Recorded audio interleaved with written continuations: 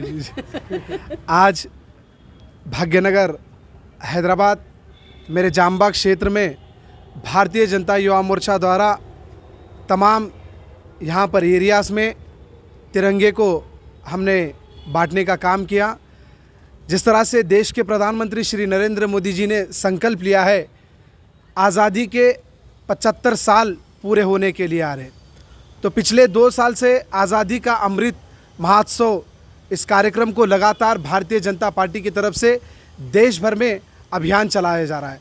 देश के प्रधानमंत्री श्री नरेंद्र मोदी जी का ये संकल्प है कि सबका साथ सबका विकास 130 करोड़ जनता के दिलों में और ख़ास करके युवाओं के दिलों में देश के प्रति सद्भावना बढ़े, इसलिए तमाम देश के लिए घर घर तिरंगा लहराने का अभियान देश के प्रधानमंत्री श्री नरेंद्र मोदी जी ने दिया है।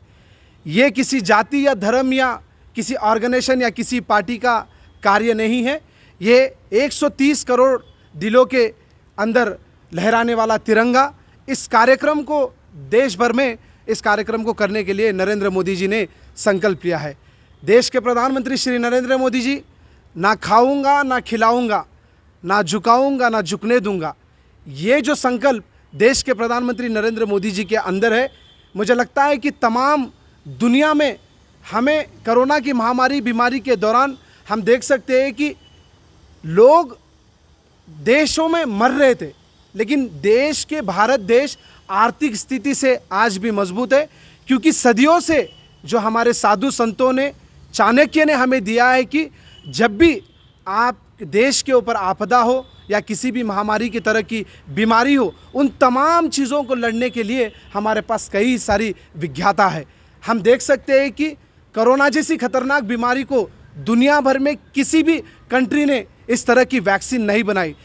देश के प्रधानमंत्री और भारत देश एक ऐसा देश है जिन्होंने करोड़ों लोगों को, सिर्फ भारत देश नहीं पूरी दुनिया के करोड़ों जाति मानव को बचाने का काम भारत सरकार ने और भारत की इस क्षमता ने किया है। मैं सभी देशवासियों से और ख़ास करके मैं तेलंगाना के तमाम मेरे लोगों से कहना चाहता हूँ, और सौभाग्य की बात यह है कि भारत के इस तिरंगे को निर्माण करने के लिए और इसका डिज़ाइन करने के लिए तेलंगाना के पिंगली वेंकैया ने जी इसे डिज़ाइन किया है। मुझे लगता है कि ये तेलंगाना के लिए और आंध्र प्रदेश के लिए हम इस अभियान में ज़्यादा से ज़्यादा हमें सफल करने की ज़रूरत है। जय हिंद। कांग्रेस ने भी टिप्पणी की है। कांग्रेस देश ही नहीं, पूरे भारत देश में पूरी तरह से कांग्रेस मुक्त हो चुकी है।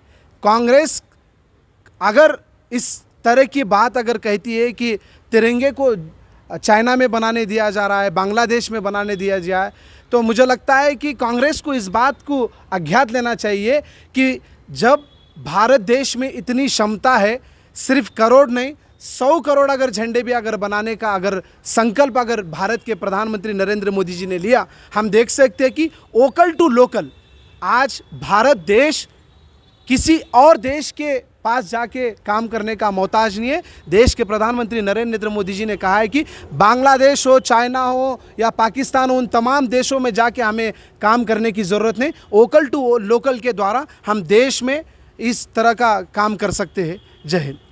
आज हैदराबाद भाग्यनगर में मेरे जामबाग क्षेत्र में भारतीय जनता युवा मोर्चा द्वारा क्षेत्र के तमाम घर मर जाकर, शॉप्स पर जाकर हमने तिरंगे झंडे को बांटने का काम किया।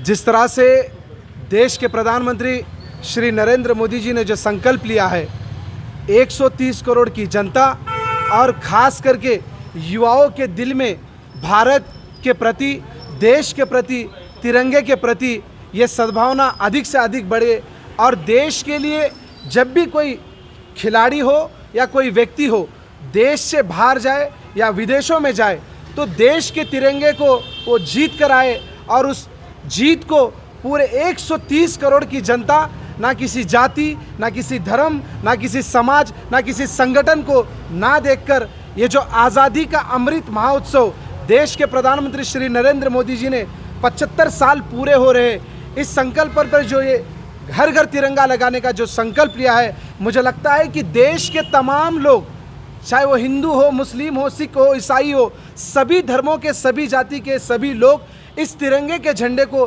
घर घर लगाए और हमारे आने वाली नस्लें और पीढ़ी को ये बताएं कि सदियों से पहले जो हमारे साधुओं ने, हमारे संतों ने और तमाम जाति और धर्मों के लोगों ने हमें ये दिया है कि जब भी देश के ऊपर किसी भी तरह की आपदा हो, किसी भी तरह की दुर्घटना हो, उस तरह से किस तरह से हम लड़ सकते हैं, इन तमाम चीज़ों को बताने का काम भारत के हमारे उन तमाम योद्धाओं ने दिए।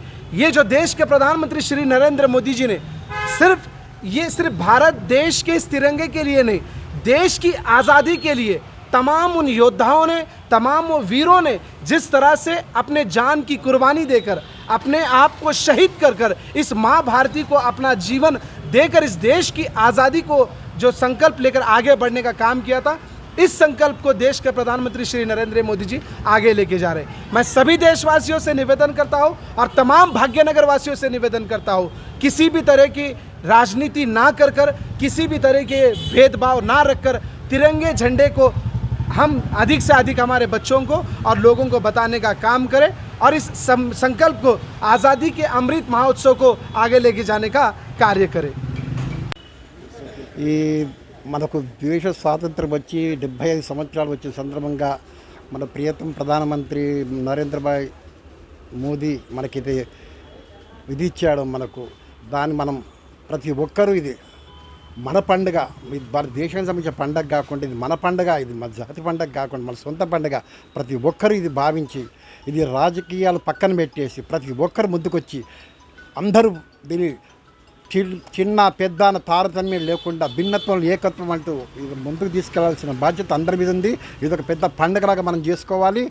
ఇది ఆ యూనిటీ, ఆ ఐకమత్య భావన ప్రతి దాంట్లో, దేశభక్తి దాంట్లో కూడా మనకు రావాలి. అది ఈ పండగ, అది అందరూ చేయాల్సిన బాధ్యత. ఇది మనకిచ్చిన ప్రధానమంత్రి గారు ఇచ్చింది, అది అందరూ పాటించాలి. ఈ పండగ ఆయన ఏదో ఇచ్చారో అది ఈ 3-4 రోజుల పండుగ ఏదో డెఫినెట్గా అందరూ పాటించి మన పండుగలాగా చేసుకోవాలి.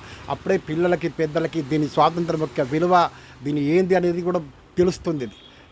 థ్యాంక్ యూ మేడం గారు. అది 75 సెలబ్రేషన్ డే.